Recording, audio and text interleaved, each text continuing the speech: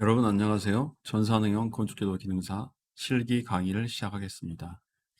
자, 평면도와 지문을 한번 보겠습니다.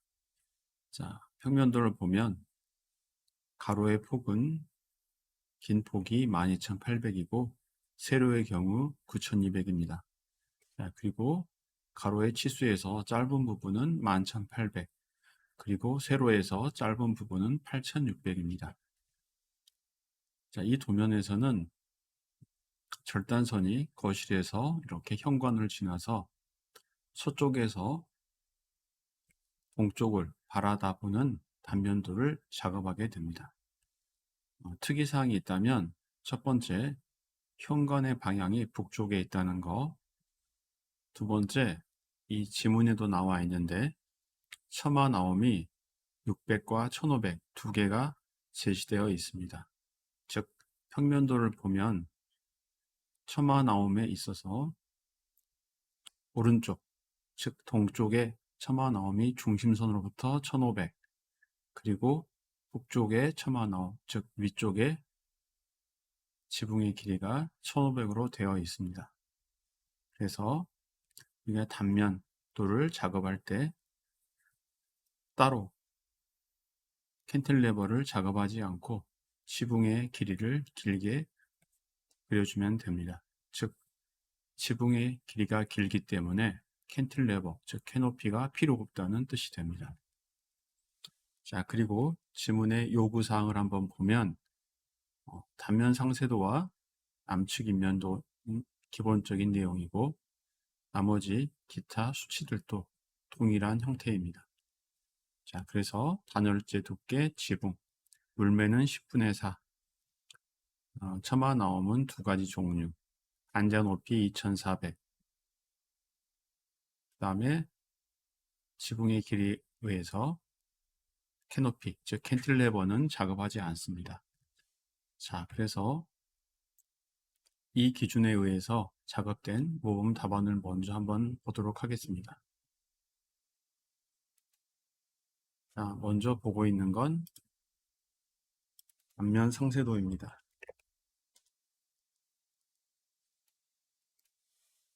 자, 단면 상세도를 보면 이와 같이 지붕의 길이가 벽체 중심으로부터 1500만큼 이렇게 길게 나와 있기 때문에 캔틸레버 작업 자체를 하지 않는다는 것.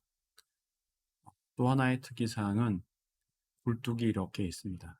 그래서 굴뚝을 단면에서 이와 같이 작업을 한다는 거 여러분들이 참고하면 되겠습니다. 다음 처마 반자의 경우도 지붕의 길이가 길기 때문에 처마 반자가 길게 표현된다는 거 참고하면 됩니다. 나머지 조건은 기본적인 동일하기 때문에 일반적인 시공 수준에 의해서 작업을 해주면 되겠습니다. 다음은 남측 인면도입니다.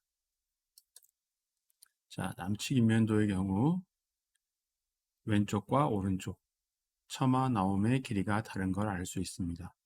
평면도에서 보면 오른쪽, 즉 동쪽의 처마 나옴의 길이가 북쪽처럼 1500으로 설정이 되어 있기 때문에 이와 같이 길게 나와 있습니다. 자, 그리고 여기에서는 따로 표시되지 않았지만 우리가 기본적으로 지붕의 끝부분 보면 이렇게 처마 홈통이 작도된 걸 확인할 수 있습니다. 처마 홈통의 모양은 여러분들이 여러 가지 모양 중에서 적당을 하나 찾아서 해주면 되고 인면도에서는 이와 같이 간략하게 표현을 해주면 됩니다. 자, 그리고 오른쪽에 보이는 이 부분은 주방에서 동쪽 방향으로 나와 있는 문을 열고 나오면 자, 남쪽으로는 지면으로 내려오는 방향이고 다음 북쪽으로는 이와 같이 내려가는 계단이며 이 표시는 아래쪽에 지하실 구조가 있다는 뜻이 됩니다. 그래서 이와 같이 오른쪽에 구조물 형태를 보이는 인면 형태로 그려주면 되겠습니다. 다음 이와 같은 조경의 형태는 여러분들이 임의로 작성을 하면 되고, 본 강의에서는 기존에 있는 CAD에서 불러와서 인서트하는 방법을 사용하겠습니다. 자, 그럼 강의를 시작해 보도록 하겠습니다.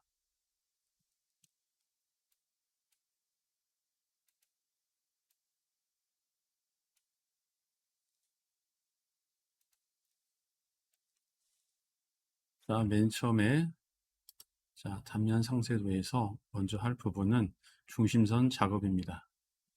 자, 현재 레이어를 중심선으로 변경한 후 다음과 같이 두 개의 선을 그려줍니다.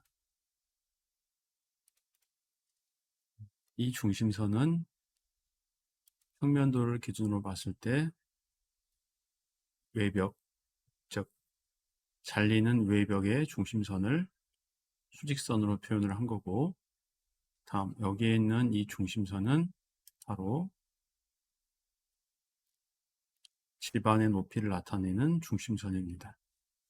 자, 그래서 이렇게 두 개를 먼저 그리고 나서 수직 방향으로 간격이 나눠져 있는 중심선 작업을 먼저 하도록 하겠습니다. 자, 먼저 옵셋 1100만큼 아래로 하나를 평행 복사합니다. 자, 동결선의 깊이를 잡아주고 다음은 실내 바닥의 높이를 잡도록 하겠습니다. 자, 실내 바닥의 높이는 계단의 개수를 이용하면 쉽게 할 수 있습니다.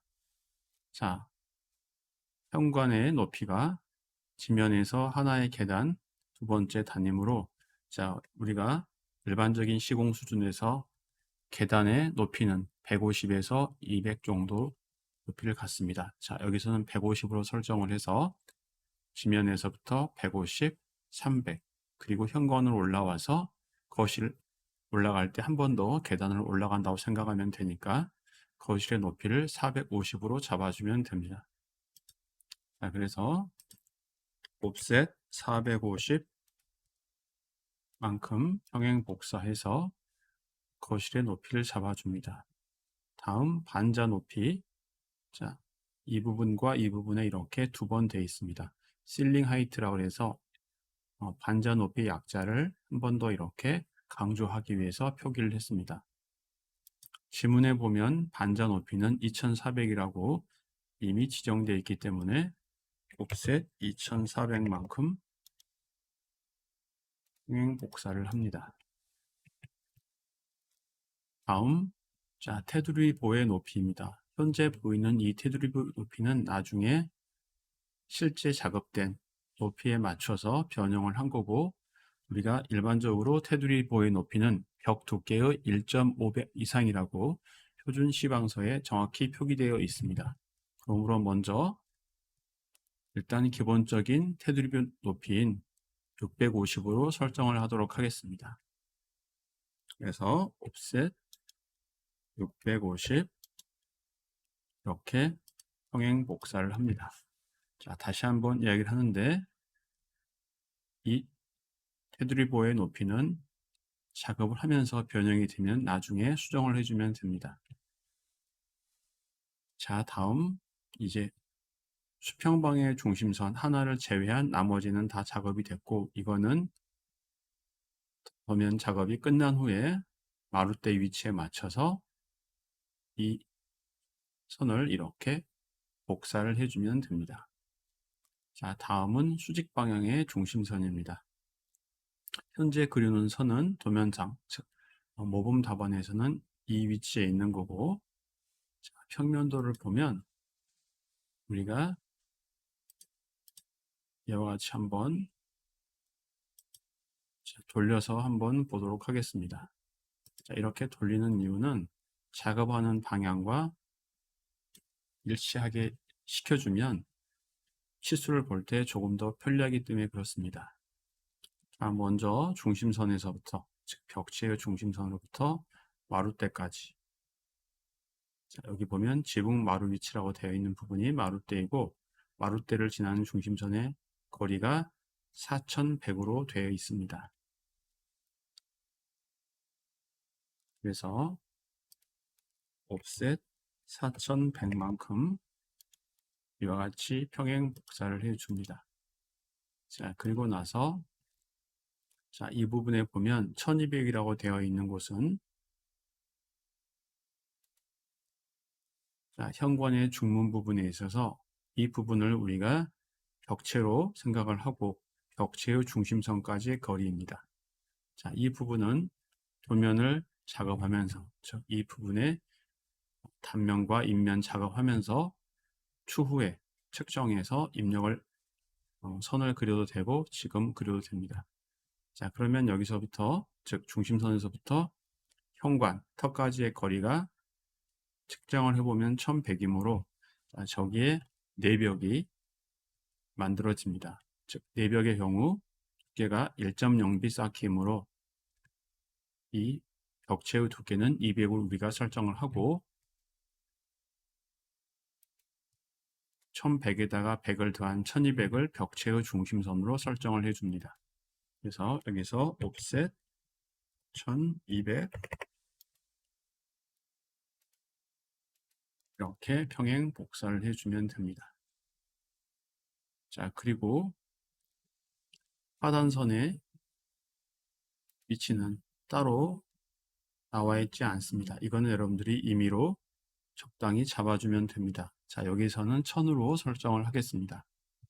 자, 그래서 레이어를 변경한 후 옵셋 레이어 커런트로 변경을 하고 1000만큼 평행 복사를 해주면 됩니다. 자, 일단 이와 같이 해서 도면을 작업하기 위한 가장 기본적인 기준선들과 그리고 오른쪽에 있는 파단선의 위치를 일단 임의로 설정을 했습니다. 자, 이번 강의는 여기까지 진행하도록 하겠습니다. 이 영상이 마음에 드셨다면 구독과 좋아요 부탁드립니다. 고맙습니다.